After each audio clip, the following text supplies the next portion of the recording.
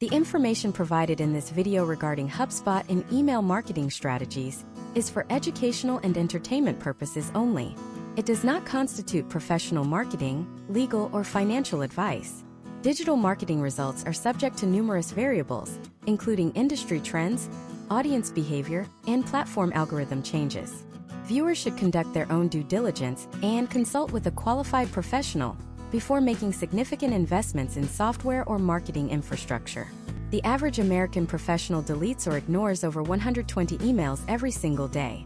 If you are a business owner in the United States, that statistic should keep you up at night. It means that 90% of the effort you put into your digital outreach is likely ending up in a digital graveyard before a single human eye even glances at your headline.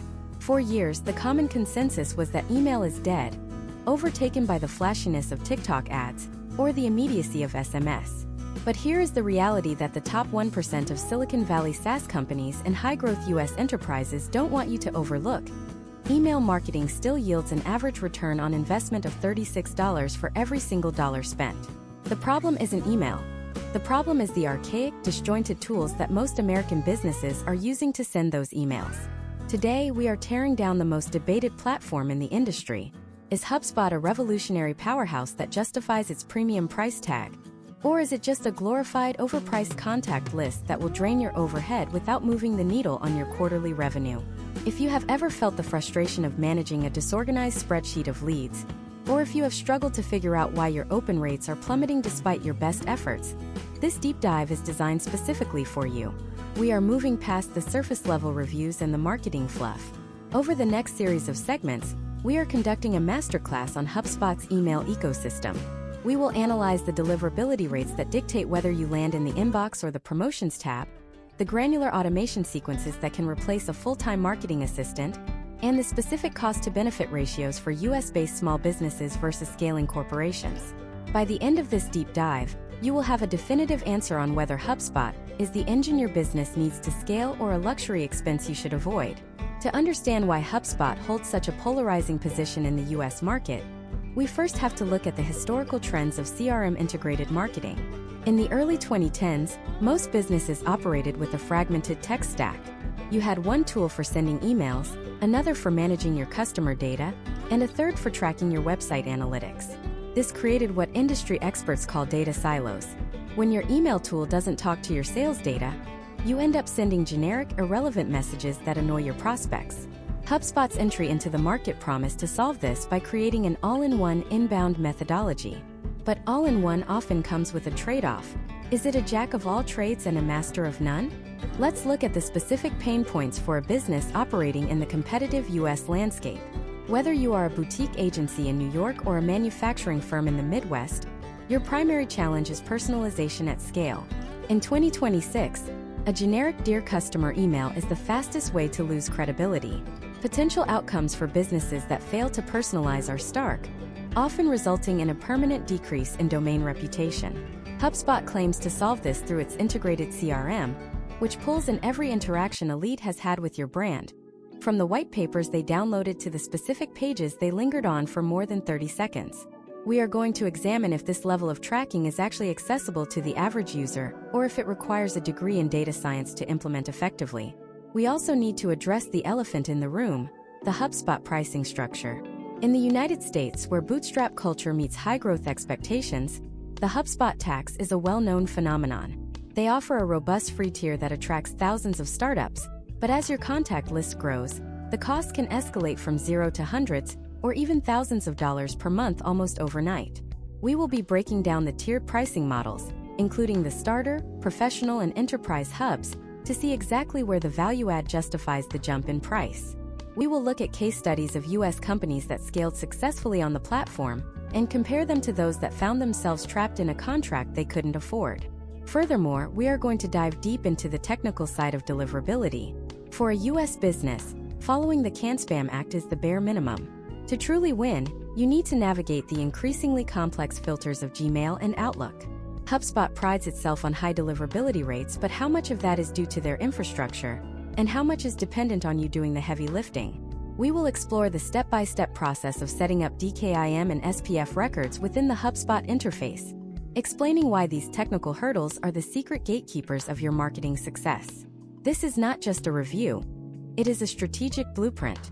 We are going to look at the user interface, the template builders, and the A/B testing capabilities that HubSpot offers. We will compare these features against competitors like MailChimp, Klaviyo, and ActiveCampaign to see who actually wins in a head-to-head battle for the American entrepreneur's budget. If you are tired of best-of lists that are clearly just affiliate plays, you are in the right place. We are looking at the hard data, the workflow bottlenecks, and the real-world application of this software in today's economy. Why should you listen to this deep dive instead of just reading the HubSpot features page? Because features don't tell the whole story. Friction does. We are going to talk about the friction of onboarding, the complexity of the sequences tool, and the reality of HubSpot's customer support for those on the lower tier plans. We will also analyze the HubSpot ecosystem, the marketplace of integrations that allows you to connect your email marketing to everything from Zoom to Shopify. For a US business looking to automate its entire sales funnel, these integrations are often the deciding factor. We are setting the stage for a comprehensive evaluation. We will cover the psychology of the modern American consumer and how HubSpot's tools align with or diverge from current buying habits. We will discuss the shift from push marketing to pull marketing and whether HubSpot's email tools actually facilitate this, or if they just provide a faster way to spam. This is part 1 of our 10-part masterclass, and by the time we finish this first segment, you will understand the fundamental shift in the email marketing landscape that has made a tool like HubSpot either a necessity or a distraction. Prepare to take notes. We are going to dismantle the myths, highlight the hidden gems, and give you a transparent look at the software that powers a massive portion of the US digital economy. The stakes are high. Your communication with your customers is the lifeblood of your business. Let's find out if HubSpot is the right heart for your operations. Imagine a business owner named Sarah who runs a high-growth architectural firm in Austin, Texas. It is early 2026, and Sarah has spent the last 3 years building a database of 5,000 high-value leads. She has their names, their project interests, and their budget ranges sitting in a static Excel spreadsheet. Every Tuesday, Sarah spends 4 hours manually beasting groups of these leads through a standard Gmail account, hoping the Google algorithms do not flag her for spam. She is sending the same generic update about modern residential trends to a developer interested in commercial skyscrapers and a homeowner looking for a kitchen remodel. The potential outcomes of this strategy are predictable. Her open rates are hovering at a dismal 12%, her click-through rates are non-existent, and her domain reputation is slowly being scorched by reports of irrelevant content. Sarah is the personification of the efficiency gap in American small business marketing today. She has the data, but she lacks the engine to make that data perform. This is where the HubSpot email marketing tool enters the conversation not just as a software, but as a structural shift in how Sarah communicates. When we look at historical trends in the US market, we see that the transition from batch and blast emailing to behavioral-based triggers is the single biggest differentiator between businesses that plateau and those that scale. HubSpot's core value proposition is the unification of the CRM with the email delivery system.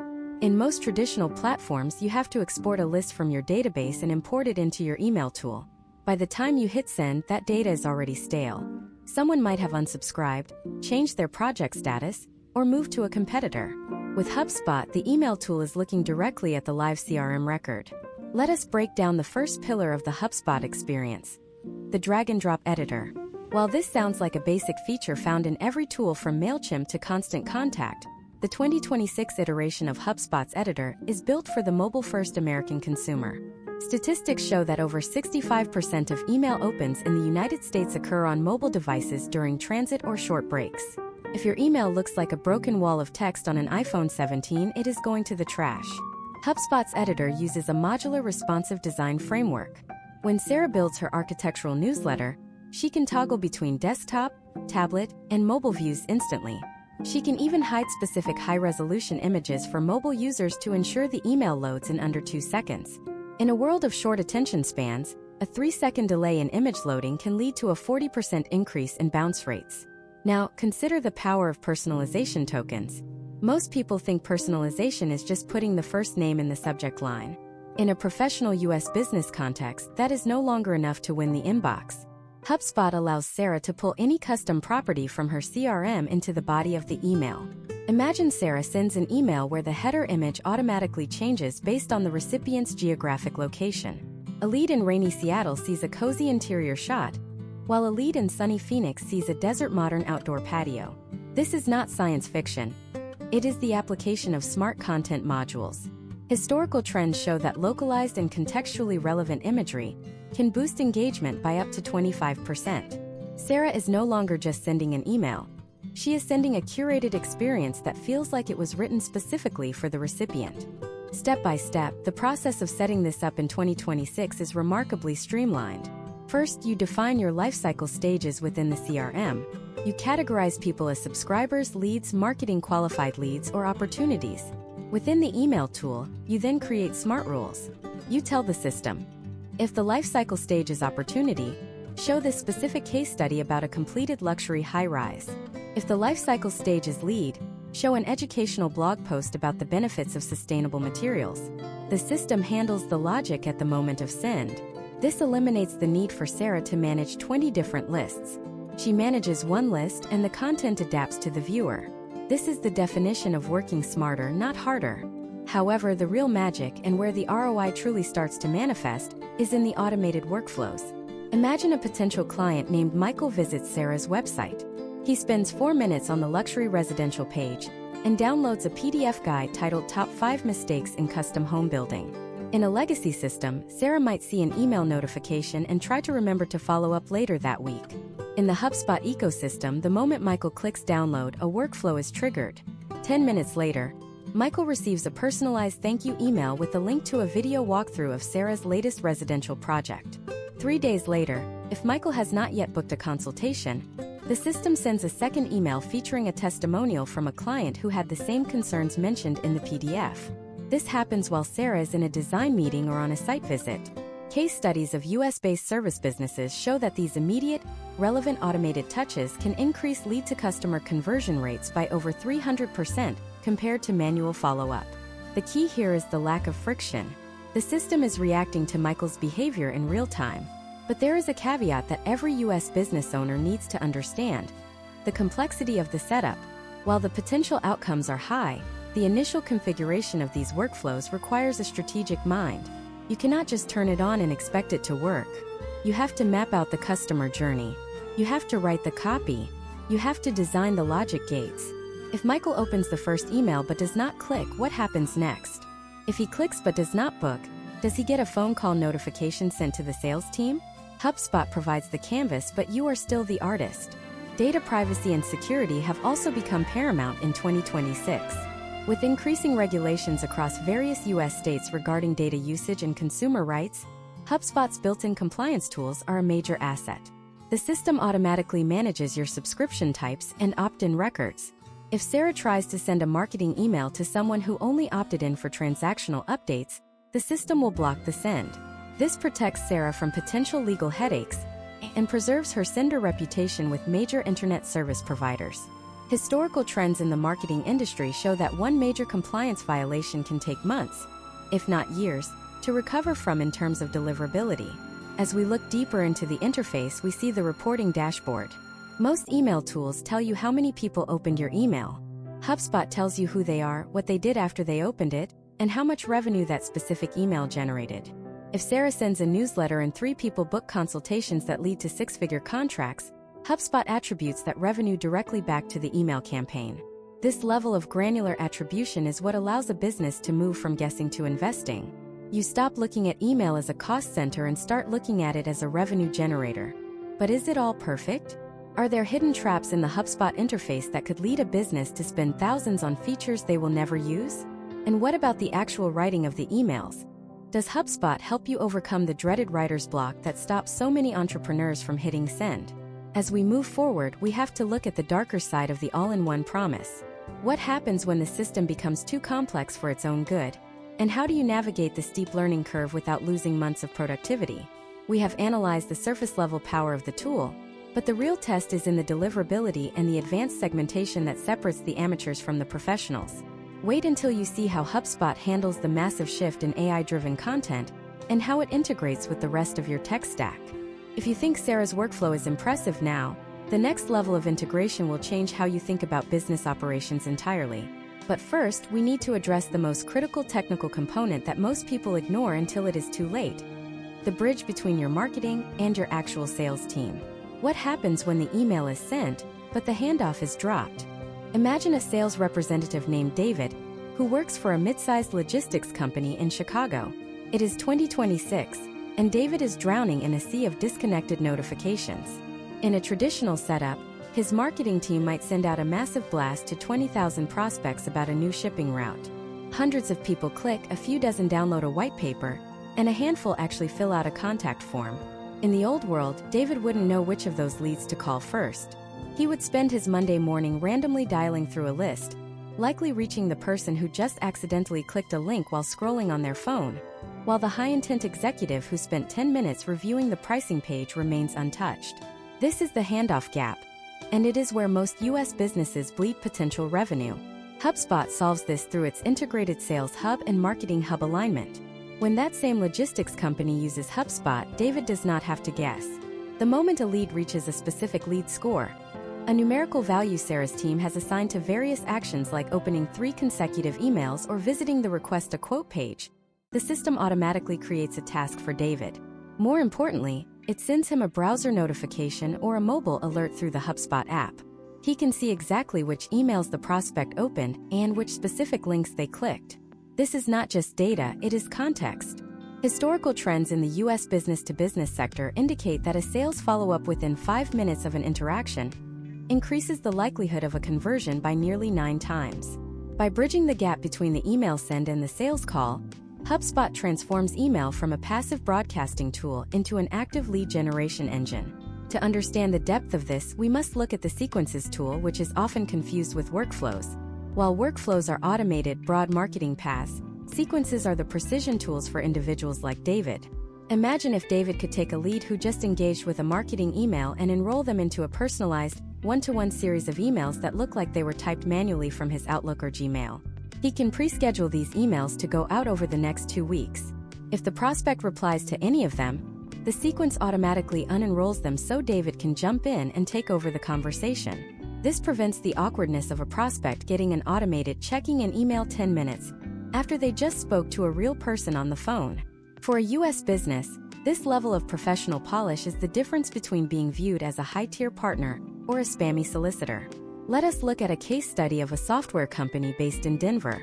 In early 2025, they were using a combination of a popular standalone email tool and a separate lower-cost CRM.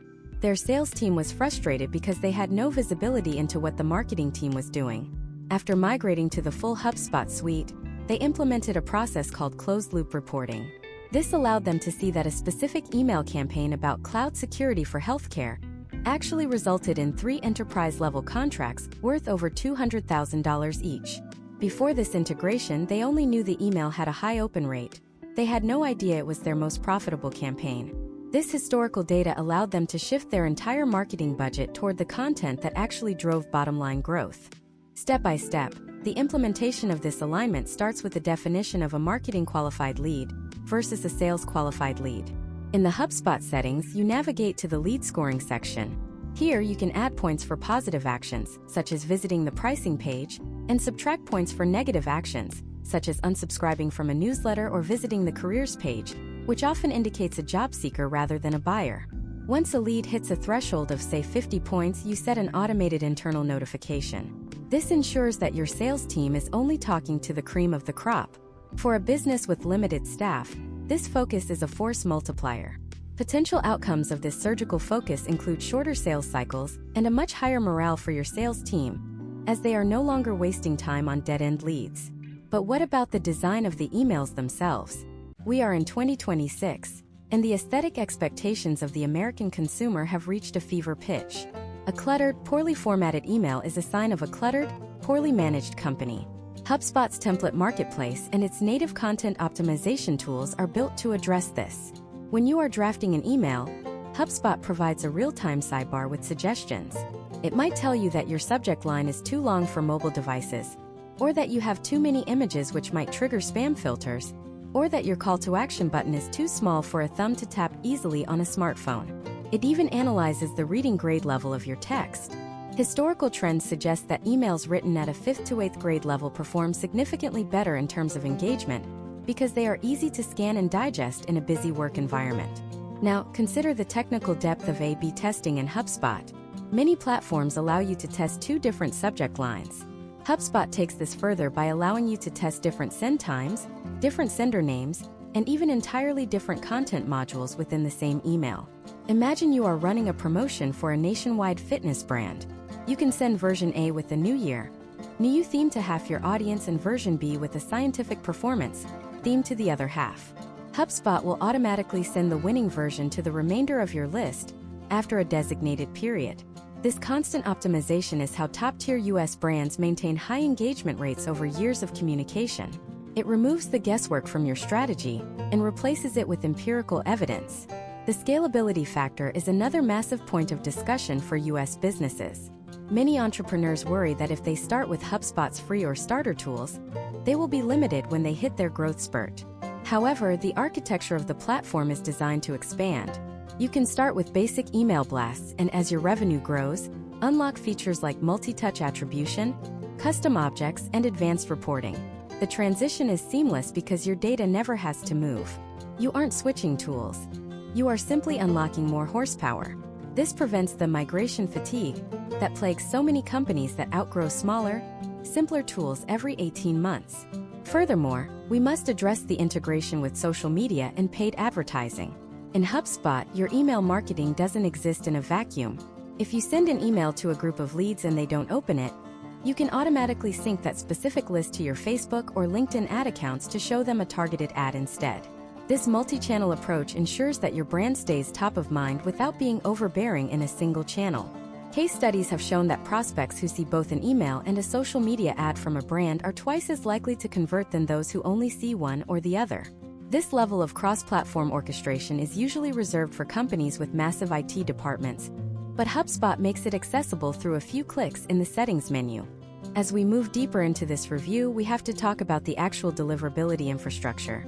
It doesn't matter how beautiful your email is, or how well your sales team is aligned if the email never actually arrives. We are going to explore the proprietary sending infrastructure HubSpot uses and how they protect their shared IP reputation.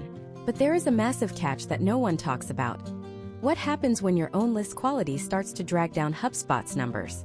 There is a threshold where HubSpot will actually pause your account to protect their own systems. Understanding this danger zone is critical for any US business that plans on doing high-volume outreach. How do you stay on the right side of the algorithms? And what are the specific steps you need to take to ensure your business domain doesn't end up on a global blacklist? We have looked at the features and the sales alignment, but the technical health of your account is the foundation everything else is built upon. In the next part, we are going to dive into the technical setup that differentiates the survivors from the vanished in the 2026 inbox landscape.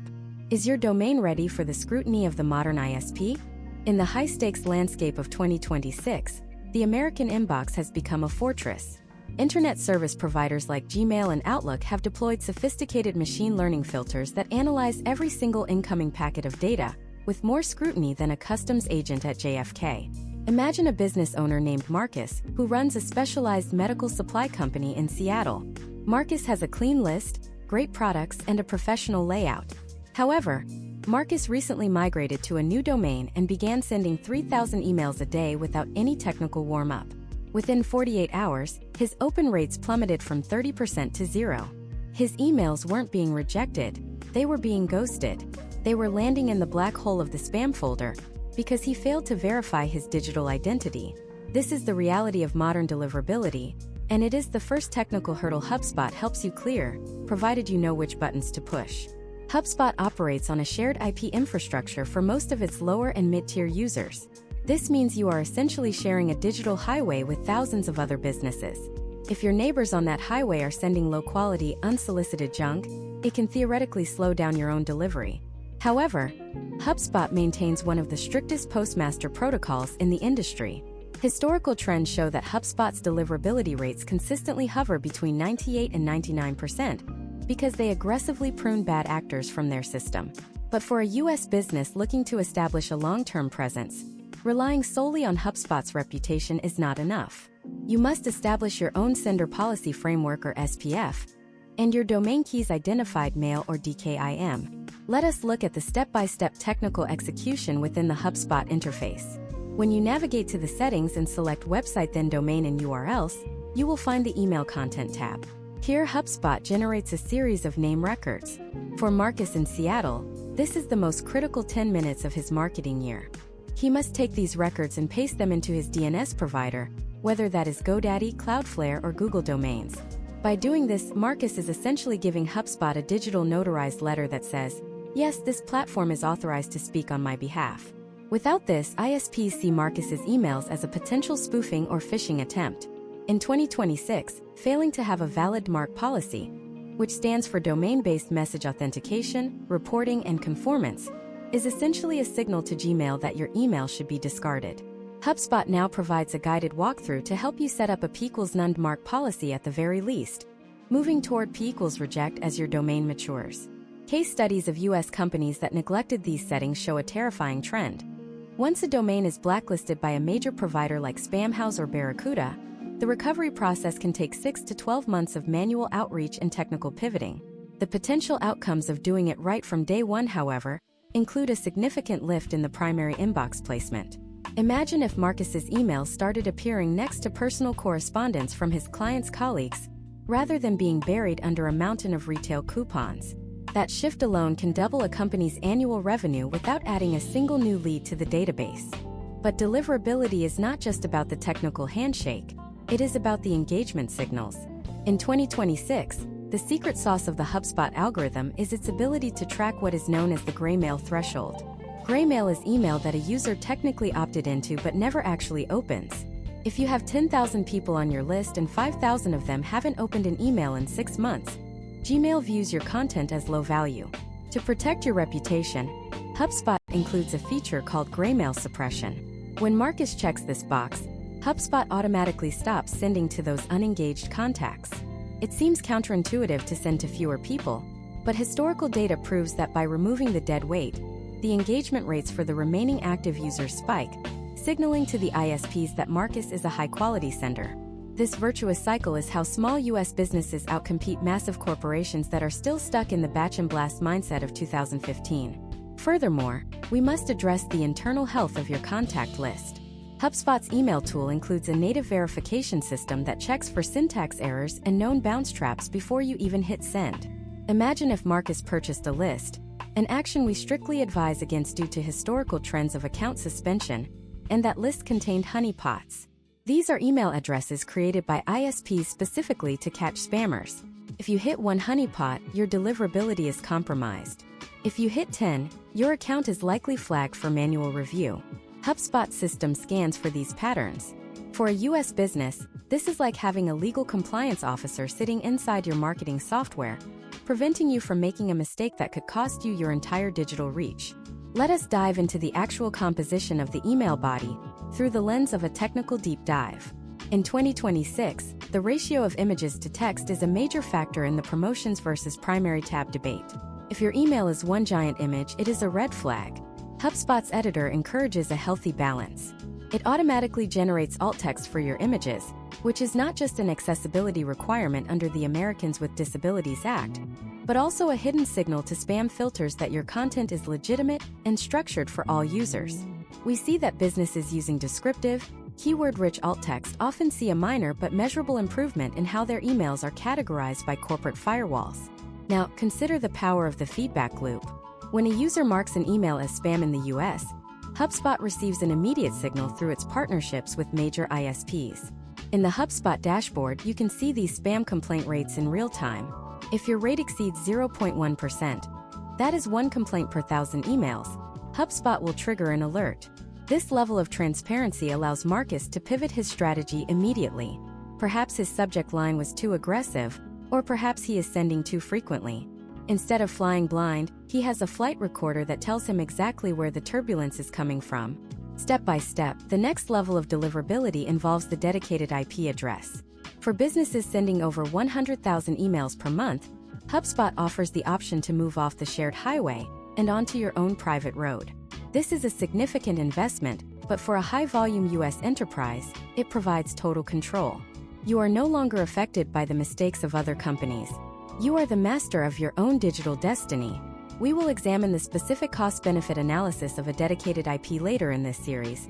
But for now, Understand that the path from the HubSpot free tool to a dedicated enterprise IP is a journey of increasing technical sophistication. The infrastructure is only one half of the battle. The other half is the data that feeds it. How do you ensure that the people entering your HubSpot ecosystem are high quality to begin with? This leads us to the critical intersection of lead capturing and email verification. If your front door is open to bots and fake emails, your delivery will suffer no matter how good your SPF records are. As we transition into the next segment, we have to look at how HubSpot's forms and landing pages act as the first line of defense for your email reputation. What happens when a bot attack floods your HubSpot CRM with 10,000 fake Gmail addresses?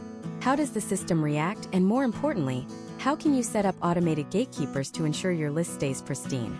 The bridge between your website and your inbox is often where the most damage occurs. In the next part, we are going to break down the specific form configurations and double opt-in strategies that the most successful US businesses use to keep their data clean and their delivery rates in the high 90s. Are you protecting your list? Or are you just collecting names? Imagine a marketing director named Elena based in San Francisco. It is June 2026, and Elena's team has just launched a major awareness campaign for a sustainable furniture line. On the first day, they see a massive spike in traffic. Within 4 hours, their HubSpot CRM is flooded with 4,000 new contacts. At first, the team is celebrating, but then Elena notices something odd.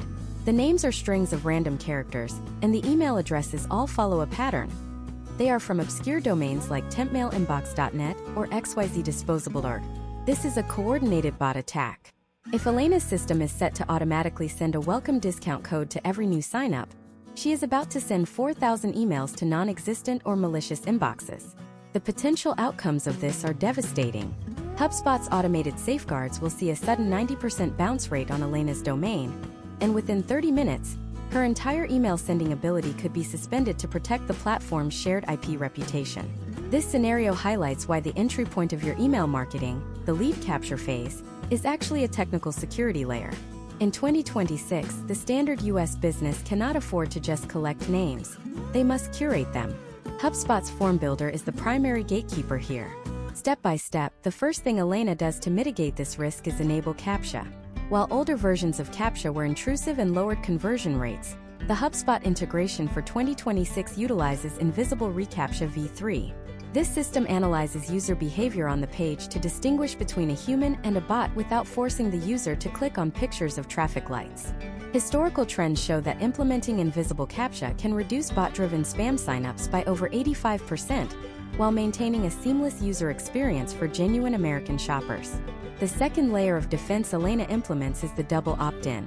In the US, there is often a debate about whether double opt-in is necessary since the CAN-SPAM Act does not strictly require it, unlike the GDPR in Europe. However, from a deliverability and list health perspective, it is a gold standard. When a user fills out a form on Elena's site, HubSpot sends a confirmation email. The contact is not officially added to the active marketing list until they click the link in that email. Imagine if a disgruntled competitor entered a bunch of fake addresses to sabotage Elena's sender score. Without double opt-in, those emails go out and bounce. With double opt-in, the fake addresses never get past the first step. Case studies of high-growth e-commerce brands in the US suggest that while double opt-in may reduce the total number of signups by 20%, the remaining 80% are significantly more engaged, with open rates often 30 to 50% higher than single opt-in lists. Now, let us move into the sophisticated world of progressive profiling. One of the biggest mistakes US businesses make is asking for too much information up front. If Elena asks for a name, email, phone number, company size, and annual revenue all on the first visit, the friction is too high. Potential outcomes include a bounce rate of 70% on the landing page itself. HubSpot Smart Forms allow Elena to use progressive profiling. On the first visit, the form only asks for the email.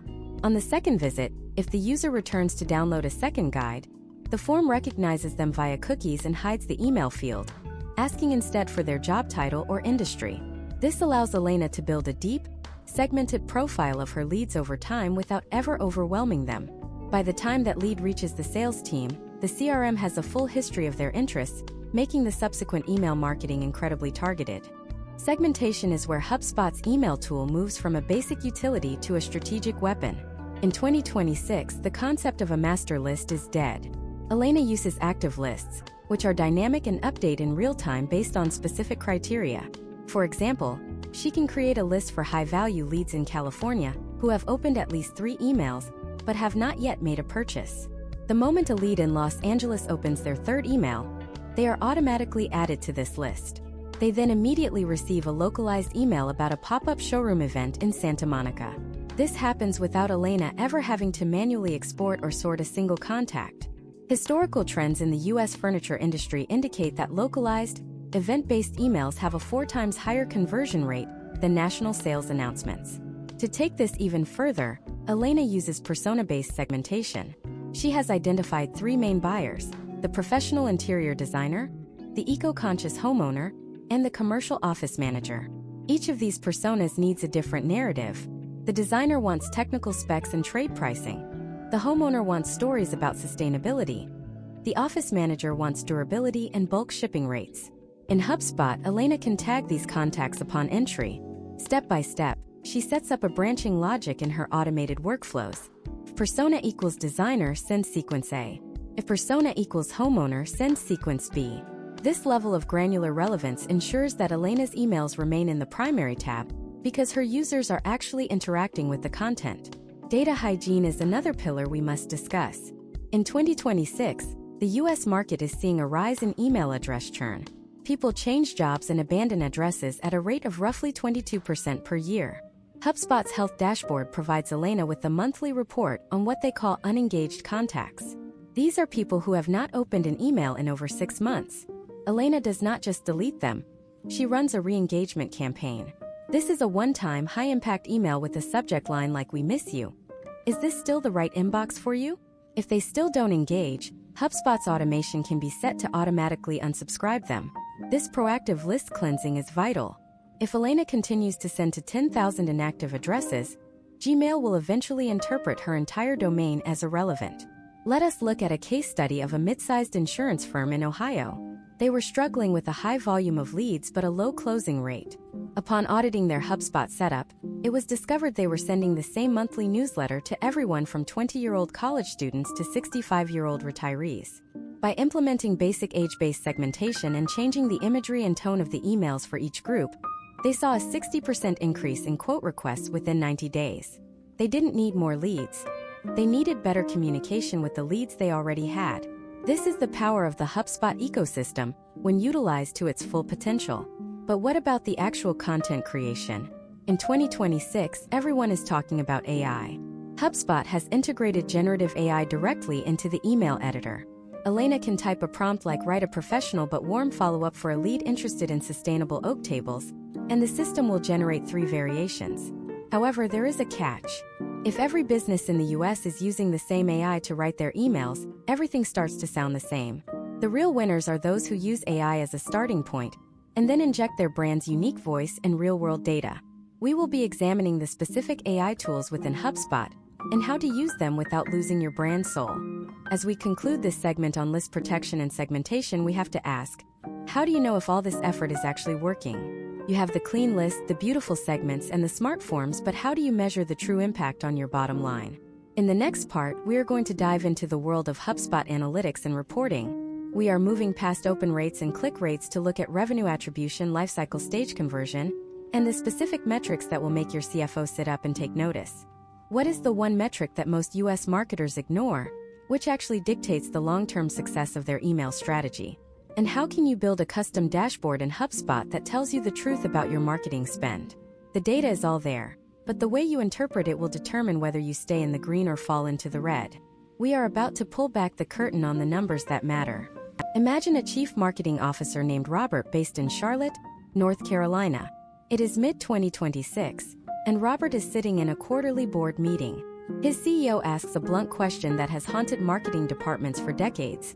We spent $40,000 on email marketing software and content last quarter. So exactly how many dollars did that put back into our bank account?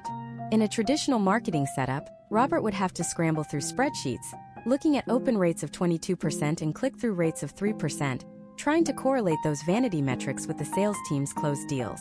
He might point to a spike in website traffic following a newsletter send, but he cannot prove that the email caused the sale.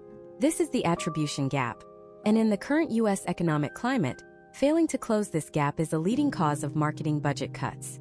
HubSpot's analytics and reporting engine is built to eliminate this ambiguity through a process called multi-touch attribution.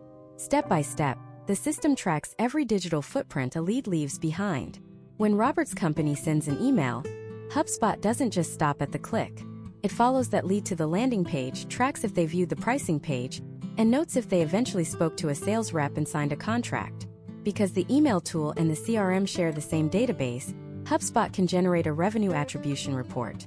This report might show that while a specific educational newsletter had a lower open rate than a promotional blast, it was actually the first touchpoint for 3 enterprise-level clients who closed 3 months later.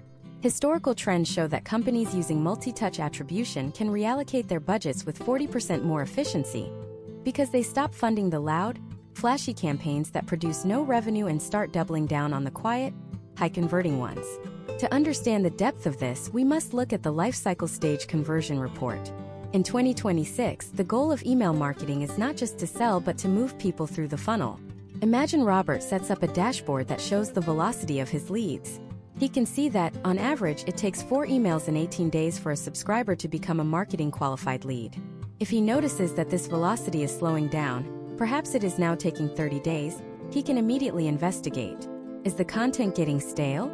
Are the automated workflows broken? By viewing marketing as a mechanical funnel with measurable speed, Robert can diagnose problems before they result in a revenue shortfall. Case studies of U.S. manufacturing firms using HubSpot indicate that monitoring lead velocity via email engagement can predict quarterly sales performance with up to 90% accuracy. Let us dive into the granular metrics that the HubSpot email health tool provides. Most platforms give you a global bounce rate, but HubSpot breaks it down by ISP. Robert can see if his bounce rate is specifically high with Comcast or AT&T users. If he sees a localized dip in deliverability for users with corporate firewalls in the financial sector, he knows he needs to adjust his technical headers or reduce the number of tracking links in those specific emails. This is the difference between a generalist and a specialist. Furthermore, HubSpot's 2026 update includes an AI-driven engagement frequency metric. This tells Robert if he is over-emailing his audience. Instead of a one-size-fits-all schedule, the system flags specific segments that are showing signs of inbox fatigue, such as a steady decline in click-to-open ratios over a 90-day period. Step by step, creating a custom report in HubSpot starts with the report builder. Robert selects the data sources, email and deals. He then filters by campaign name. He wants to see the total value of closed-won deals where the contact interacted with at least 1 email from the summer product launch. The system generates a visualization, perhaps a bar chart showing revenue by email subject line. This allows Robert to see that the subject line mentioning efficiency drove 10 times more revenue than the one mentioning innovation. In the US market, where consumer sentiment shifts rapidly, this real-time feedback loop is essential for staying relevant. Potential outcomes of this data-driven approach include a significant reduction in the cost per acquisition, as Robert stops wasting money on messaging that does not resonate with the American buyer's current priorities. Now, consider the power of the custom feedback survey integration. Email marketing is a two-way street. In 2026, high-performing U.S. businesses are using HubSpot to automate Net Promoter Score or NPS surveys via email. When a customer makes a purchase, HubSpot waits 14 days and then sends a simple, one-question email asking how likely they are to recommend the brand. The magic happens in the follow-up. If the customer gives a 9 or 10, an automated workflow triggers an email asking for a Google review or a video testimonial. If they give a 6 or below, the system immediately alerts a customer success manager to intervene. This integration of email marketing and customer experience is what builds long-term brand equity.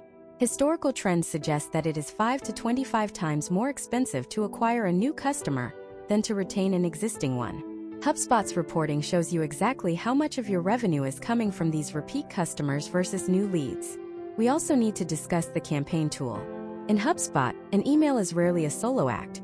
It is part of a larger campaign that includes social posts, blog content, and paid ads. The campaign dashboard aggregates all these assets into one view. Robert can see the total influence revenue for the entire campaign. If the campaign spent $5,000 on ads and $10,000 on content creation, but influenced $500,000 in revenue, the ROI is clear. This level of transparency creates a culture of accountability. In 2026, Marketing directors who can present these numbers are the ones who secure larger budgets for the following year. However, there is a technical trap in the reporting that many users fall into. This is the discrepancy between delivered and inboxed. A report might show a 99% delivery rate, but that only means the recipient's server accepted the file. It doesn't mean the human saw it. HubSpot's advanced reporting now includes inbox placement, insights for enterprise users, which uses seed lists to estimate how many emails actually landed in the primary tab versus the promotions tab. For a US business, understanding this nuance is the difference between a successful launch and a silent failure. Imagine if Robert could see a heat map of where people are clicking within his emails. HubSpot provides this. He notices that 80% of the clicks are happening on a specific image of a team member, rather than the Buy Now button. This insight tells him that his audience values personal connection over direct sales pitches. He adjusts his next 3 emails to lead with a story from the office, placing the call to action further down. The result? A 30% increase in total click-throughs. This is the power of iterative testing backed by hard data. But the data is only as good as the strategy behind it. As we look at these impressive dashboards and revenue numbers, we have to ask, what is the actual cost of getting to this level of sophistication? We have seen the power of the tool, but now we need to talk about the investment. Is the price of HubSpot's professional and enterprise tiers justified for a mid-sized American company? Or are there hidden costs that will catch you off guard? We have analyzed the what and the how, but now we must confront the how much. As we move into the next part of this deep dive masterclass, we are going to break down the HubSpot pricing matrix with surgical precision. We are going to look at the contact tiers that can make your bill explode if you aren't careful, and the specific features that are worth every penny versus the ones you can live without. If you have been wondering if you should pull the trigger on a HubSpot subscription or if you are already paying too much, the next segment is your financial roadmap. How do you negotiate a HubSpot contract in 2026? And what are the secret ways to keep your costs down while your list grows? The numbers don't lie, but they can be expensive if you don't know the rules of the game. Imagine a business owner named Michael who runs a boutique tech recruiting firm in Atlanta, Georgia. It is January 2026, and Michael has just finished a successful year of growth. His database has swelled from 2,000 contacts to nearly 15,000.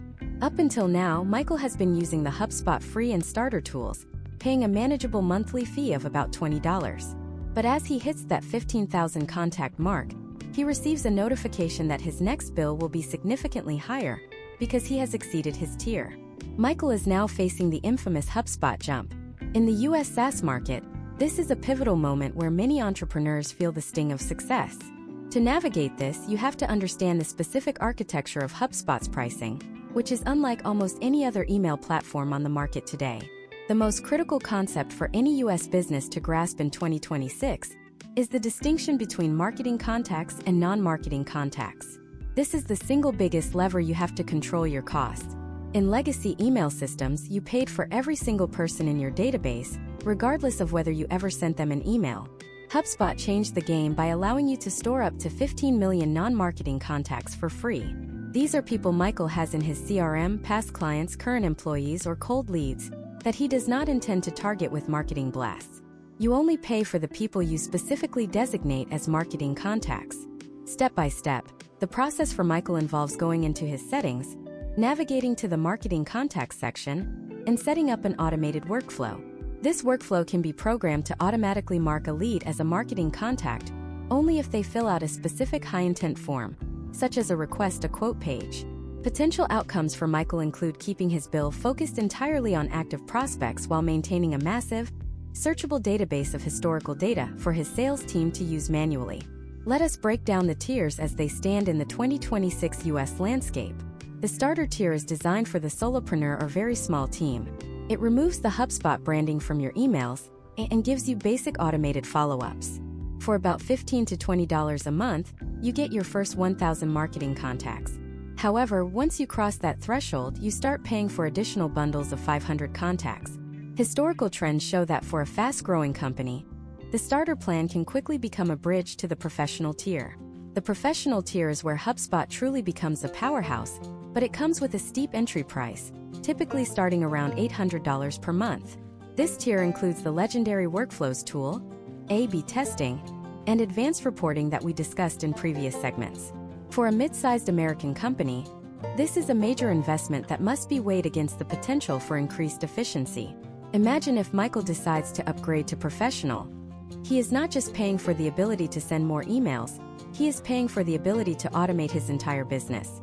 He can now set up a sequence where, if a lead in Dallas clicks a link about Java developer roles, they are automatically tagged, assigned to a specific recruiter, and sent a series of 3 educational emails about the Dallas tech market over the next week. This level of sophistication is what justifies the $800 price tag for many U.S. firms. Case studies of professional service firms indicate that the time saved by automating these repetitive tasks can equate to hiring an additional half-time employee, which in major U.S. cities would cost significantly more than the software subscription. However, we cannot ignore the mandatory onboarding fee. When you move to the professional or enterprise tiers, HubSpot requires a one-time onboarding payment, which can range from $3,000 to $6,000. This is often a point of friction for U.S. small businesses.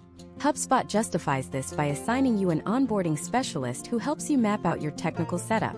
But here is a strategic insider tip that historical trends have proven effective. You can often get this fee waived or significantly reduced by working through a certified HubSpot solutions partner. Many US-based marketing agencies are authorized to handle your onboarding themselves. If you sign a service contract with the agency, they can frequently provide the technical setup as part of their package, saving you the upfront HubSpot fee while giving you more personalized, hands-on help. Negotiation is another area where many U.S. business owners leave money on the table. It is 2026, and the SaaS market is highly competitive. HubSpot sales representatives often have more flexibility at the end of the fiscal quarter or the end of the year. If Michael waits until the last week of June or December to sign his contract, he might find that the sales team is more willing to offer a discount on the contact bundles or a longer trial period. Additionally, if you are a US-based startup that has raised less than $2 million in funding, you may qualify for the HubSpot for Startups program. This program is one of the most generous in the industry, offering up to a 90% discount in the first year, which can be a literal lifesaver for a company in its early growth phase. Let us look at a case study of a Savannah-based soy candle company. They had a massive list of 20,000 subscribers, but a relatively low average order value. Their HubSpot bill was threatening to eat all their profit margins. By performing a deep audit of their list, they realized that 7,000 of those subscribers had not opened an email in over 12 months. Step by step, they moved those 7,000 people to non-marketing status. They then set up a sunset policy. If a user does not engage for 90 days, they are automatically downgraded to a non-marketing contact. This single move reduced their monthly HubSpot bill by nearly $400 while actually improving their deliverability, because they were no longer sending to dead addresses. This is the importance of technical hygiene in relation to your financial overhead. We must also consider the bundling of the CRM suite. HubSpot often incentivizes you to buy the marketing, sales, service, and content hubs together. In 2026, the cost of the entire suite is often only slightly higher than buying the marketing hub alone. For a U.S. business that is currently paying for separate tools like Zendesk for support, Salesforce for sales, and WordPress for hosting, consolidating into the HubSpot CRM suite can lead to a significant net reduction in total software spend. Potential outcomes of this consolidation include a unified data set where your support team can see exactly which marketing emails a customer has received before they answer a support ticket. But there is a hidden cost that isn't on the pricing page: the cost of the learning curve. If Michael pays $800 a month but only uses the basic email blast features, he is overpaying by $780. The software is only as valuable as the person operating it. In the US, the market for HubSpot certified specialists is booming. If Michael doesn't have the time to learn the platform himself, he may need to hire a freelancer or an agency, adding another layer to his marketing budget. This is the real HubSpot tax: the investment in human capital required to make the software perform. As we analyze these numbers, it becomes clear that HubSpot is not a casual purchase. It is a foundational business decision. You are choosing to build your house on their land. But is that land fertile enough to justify the rent? We have covered the features, the technical setup, and now the pricing. But we haven't yet addressed the most daunting part of the entire HubSpot experience: the setup process itself. What happens during those first 30 days? How do you move your existing data without losing years of history? And how do you train your team to actually use the tool instead of ignoring it? The initial setup is where most businesses fail. They buy the tool, they see the price, and they get overwhelmed by the complexity. In the next part, we are going to walk through the HubSpot onboarding masterclass. We will show you exactly how to migrate your data, how to set up your first quick win automation, and how to avoid the common configuration errors that can ruin your data integrity for years to come. If you are worried about the transition, the next segment is your step-by-step survival guide. Are you ready to move past the spreadsheet and into the future of automated growth? Imagine a marketing manager named James who operates a high-volume real estate brokerage in Denver, Colorado. It is early 2026, and James has just signed the contract for HubSpot Professional. He has 10 years of historical data sitting in a chaotic mix of 3 different Excel spreadsheets, a legacy MailChimp account, and several hundred business cards sitting in a desk drawer. James assumes that he can simply hit an import button and his new, expensive software will magically organize his life. This is the moment of maximum risk for any US business. If James imports dirty data, he is essentially building a skyscraper on a foundation of wet sand. The potential outcomes of a rushed migration include broken personalization tokens, where an email might accidentally say Hello Column B instead of Hello James, and a massive spike in hard bounces that could flag his new account for a manual compliance review within the first hour of operation. The first step in the HubSpot onboarding masterclass is what technical consultants call the data audit and cleansing phase. Before James even looks at the HubSpot interface, he must standardize his data. In the US market, address formats, phone number structures, and industry categorizations often vary wildly between platforms. James needs to ensure that every single entry in his CSV file has a valid email address, and that redundant columns are purged. Step by step, he needs to look for what HubSpot calls standard properties versus custom properties. A standard property is something like first name or company name. A custom property is something specific to James's Denver real estate business, such as preferred neighborhood or mortgage pre-approval status. If James does not create these custom properties in HubSpot before he starts the import, that valuable data will have nowhere to go and will be lost in the digital ether. Once the file is clean, James enters the HubSpot import wizard. This tool is significantly more advanced in 2026, utilizing machine learning to predict which columns in James's spreadsheet match the properties in the CRM. However, James must remain vigilant. He must manually verify the mapping of every field. For instance, if he maps a text field from his spreadsheet into a drop-down select field in HubSpot, the import will fail for any row that doesn't exactly match the predefined options. Historical trends in database management suggest that taking an extra 2 hours to verify mapping during the import phase saves an average of 40 hours of manual data correction later in the year. Now, consider the power of the HubSpot deduplication tool. James likely has the same contact listed 3 times because that individual used a different email address for a webinar, a newsletter sign-up, and a direct inquiry. In the 2026 version of HubSpot, the AI-driven deduplication engine looks beyond just the email address. It analyzes names, IP addresses, and company domains to suggest potential merges. James can sit down for 30 minutes and review these suggestions, merging duplicates into a single, unified record that contains the full history of that person's interaction with his brand. This prevents the embarrassing and unprofessional scenario where a prospect receives 3 identical marketing emails at the same time. For a high-stakes business in a city like Denver, this level of technical polish is essential for maintaining a premium brand image.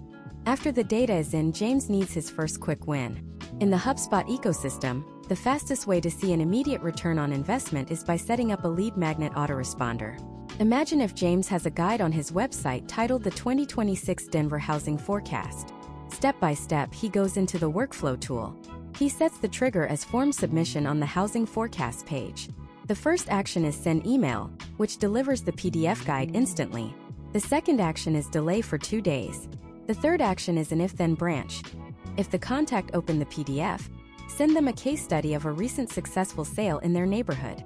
If they did not open it, send a friendly reminder with a different subject line. Potential outcomes of this simple 5-minute setup include a 20% increase in lead engagement compared to his old manual system. James is no longer chasing leads. He is building an automated system that qualifies them for him.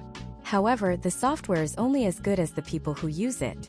James has a team of 5 agents who are used to working out of their personal cell phones and legal pads. This is the adoption gap. To solve this, James must utilize the HubSpot mobile app. In 2026, the app allows his agents to scan a business card at a networking event at the Denver Convention Center, and it immediately creates a CRM record, searches for the person's LinkedIn profile, and enrolls them in a follow-up sequence. By showing his team how the tool makes their lives easier and their commissions higher, James ensures that the data in the CRM stays fresh. Historical trends in U.S. sales organizations show that team adoption is the #1 predictor of CRM success. If the sales team doesn't log their calls and meetings in HubSpot, the marketing team's emails will be based on incomplete information, leading to irrelevant messaging and high unsubscribe rates. Let us look at a case study of a retail furniture chain in Nashville, Tennessee. They attempted to move to HubSpot in 2025 but failed because they tried to do everything at once. They tried to set up complex multi-stage loyalty programs before they even had their basic contact lists organized. 6 months in, their data was a mess and their team had stopped using the tool. They had to hire a consultant to perform a reset. The lesson here is the crawl, walk, run approach. For the first 30 days, the goal should simply be data integrity and basic lead capture. Once that foundation is solid, you move to automated nurturing. Only in the 3rd or 4th month should you begin exploring advanced features like predictive lead scoring or custom object integration. Technical integration with the rest of James's tech stack is the final piece of the onboarding puzzle. James uses Shopify for a small side business and Slack for internal communication. HubSpot's 2026 app marketplace features one-click integrations for thousands of US-based software tools. By connecting Shopify, James can see a customer's purchase history directly inside the email marketing tool. He can create a list of people who bought a specific item 6 months ago and send them a targeted maintenance reminder or a related product upsell. By connecting Slack, James's team gets an instant notification when a high-value prospect is currently on the website. This allows for real-time engagement that feels like magic to the customer, but is actually just a well-configured tech stack. As James masters the onboarding process, he begins to realize the true scale of what he has built. He isn't just sending emails. He is operating a sophisticated data engine that understands his customers better than he does. But with this power comes a new set of challenges. As James starts to rely more on automation, he faces the risk of losing the human touch that made his business successful in the first place. How does he use the massive power of HubSpot's AI tools without sounding like a cold, unfeeling corporation? And what are the specific content strategies that work in 2026 to cut through the noise of an AI-saturated market? We have successfully navigated the technical migration and the initial setup, but the battle for the customer's attention is just beginning. In the next part, we are going to dive into the world of AI-powered content creation and the psychology of the 2026 consumer. We will explore how to use HubSpot's generative tools to scale your output while maintaining a voice that resonates with the American public. Is it possible to automate authenticity, or are we heading toward a future where every email looks and feels the same? The answer lies in the intersection of data and creativity, and we are about to break down the exact formulas you need to win. Imagine a business owner named Layla who operates a specialty coffee roasting company in Portland, Oregon. It is March 2026, and the digital landscape is radically different than it was even 2 years ago. Every morning, Layla's customers wake up to an inbox that has been curated by their own personal AI agents, which are designed to filter out anything that looks like generic, mass-produced marketing. If Layla sends a standard promotional email about a new Ethiopian blend, there is a high probability that a human eye will never see it.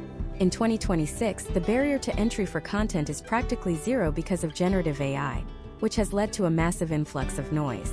The average American consumer is now hypersensitive to the telltale signs of unedited AI text. The overly formal tone, the repetitive sentence structures, and the lack of specific local context. For Layla, the challenge isn't just creating content. It is creating content that feels human enough to bypass the digital and psychological gatekeepers. This is where HubSpot's evolved AI suite, often referred to in 2026 as Breeze AI, becomes the central nervous system of Layla's brand voice. Many critics of HubSpot argue that providing AI tools to every subscriber will lead to a sea of sameness, but the reality for US businesses is more nuanced. HubSpot does not just provide a blank chat box. It integrates its generative tools directly into the CRM data. We have spent the last 8 parts of this masterclass organizing. Step by step, Layla uses the content assistant to draft her weekly newsletter. But instead of asking it to write an email about coffee, she feeds it a specific prompt based on her CRM insights. She tells the AI to look at the segment of customers who purchased light roasts in the last 60 days, and who also clicked on her blog post about sustainable farming in South America. The AI then drafts a message that references these specific interests. Potential outcomes for Layla include a significantly higher engagement rate because the content is rooted in actual customer behavior, not just a generic template. Historical trends in the U.S. marketing sector show that by early 2026, the response rate for purely AI-generated, unedited emails saw a sharp decline of nearly 20%. Consumers began to crave what experts call the authenticity signal. This is the part of the email that could only have been written by a human who understands the nuances of the brand. HubSpot facilitates this through its brand voice settings. Within the portal, Layla can upload samples of her best-performing past emails, her brand's mission statement, and even a list of words or phrases she never wants the AI to use. The system then builds a custom LLM profile that mimics Layla's specific Portland cool, approachable, and expert tone. When the AI generates a draft, it isn't starting from a generic internet average. It is starting from Layla's specific brand identity. This allows her to scale her output without losing the soul of her business. Let us look at a case study of a mid-sized fitness equipment manufacturer in Ohio. In 2025, they were struggling to keep up with the demand for personalized content for their three distinct audiences: commercial gym owners, high-end home gym enthusiasts, and budget-conscious beginners. They implemented HubSpot's dynamic content blocks. Imagine if you could send one single email, but the middle three paragraphs completely change based on who is reading it. For the gym owner in Ohio, those paragraphs discuss bulk shipping rates and commercial-grade durability. For the home enthusiast, the same space is occupied by a story about space-saving designs for urban apartments. In 2026, this level of personalization is no longer a luxury. It is the standard. This manufacturer saw a 35% increase in their click-to-open ratio because the content was contextually relevant to the reader's specific lifecycle stage. To master this in HubSpot, you must understand the concept of human in the loop. You never simply hit generate and then hit send. The professional workflow in 2026 involves using AI to handle the heavy lifting of drafting and research, followed by a human edit for emotional resonance. Layla uses the AI to generate 5 different subject line options. She then uses HubSpot's predictive analytics to see which one is likely to perform best with her specific audience. But the final decision, the slight tweak to a word to make it sound more like something she would say over a cup of coffee, is hers. This combination of machine efficiency and human empathy is the formula for winning the 2026 inbox. Furthermore, we must address the shift in consumer psychology. The American public in 2026 is increasingly skeptical of polished corporate speak. There is a trend toward what is known as raw marketing, emails that look like they were sent from a friend's iPhone, with minimal formatting and a direct conversational style. HubSpot's plain text email editor is, ironically, becoming one of its most powerful tools. Layla can use a workflow to send a plain text email that appears to be a personal check-in from her to a customer who hasn't ordered in 3 months. Because it lacks the heavy headers, buttons, and footers of a marketing blast, it often bypasses the Promotions tab and lands directly in the primary inbox. Case studies suggest that these personal-style emails can achieve reply rates of over 10%, which is unheard of for traditional newsletters. Step by step, the implementation of an AI-driven but human-led strategy starts with your data health. If your CRM doesn't know that a customer prefers decaf, the AI will confidently write a high-energy email about caffeine-loaded espresso, immediately breaking the trust Layla has built. This is why the technical setup we discussed in Part 4 is so critical. The AI is an amplifier. It will amplify your brilliance if your data is clean, but it will amplify your mistakes if your data is messy. In 2026, the cost of a mistake is higher than ever, as consumers are only one click away from a permanent unsubscribe. Now, consider the power of the campaign assistant for multi-channel orchestration. Layla isn't just sending an email. She is running a launch. HubSpot allows her to take that one high-quality email she and the AI co-created and instantly generate a matching LinkedIn post, a set of Google ad copy, and a landing page description. This ensures that the narrative is consistent across every touchpoint. In the US market, where a consumer might see your brand on 3 different platforms before making a purchase, this consistency builds the familiarity that eventually leads to a sale. Potential outcomes of this coordinated approach include a unified brand presence that makes a small Portland roastery look like a national powerhouse. But as we look at these incredible tools for creation and scaling, we have to return to the core question of this entire deep dive. We have seen the power of the CRM, the technical delivery, the sales alignment, and the AI-driven content. We have looked at the costs and the onboarding hurdles. Now it is time to bring it all together. Is the total package worth the investment for your specific US business? Every tool has a breaking point, and every platform has a competitor waiting in the wings. As we move toward the final conclusion of this masterclass, we are going to look at the long-term outlook for HubSpot in the American economy. How does it hold up against emerging decentralized marketing tools? And what is the final verdict for the small business owner, the scaling startup, and the established enterprise? We have spent 9 parts pulling back the curtain, and in the 10th and final part, we are going to give you the definitive ROI calculation. Are you prepared to see the final head-to-head comparison that will determine your marketing strategy for the next 3 years? The final piece of the puzzle is about to fall into place, and it involves a look at the one thing no software can replace: your strategic vision. What is the final missing element that separates the HubSpot masters from the businesses that eventually churn? We are about to reveal the ultimate decision-making framework. The final missing element that separates the HubSpot masters from the businesses that eventually churn is not a technical setting or a specific AI prompt. It is the presence of a dedicated strategic architect. Imagine a CEO named Marcus who runs a large residential solar company in Phoenix, Arizona. It is late 2026, and Marcus is looking at a HubSpot bill that has climbed to $4,000 a month. He has all the features we have discussed: the automated workflows, the high deliverability technical setup, and the AI-generated content.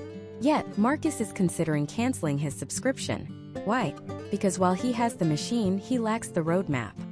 He is using a Ferrari to drive to the mailbox at the end of his driveway.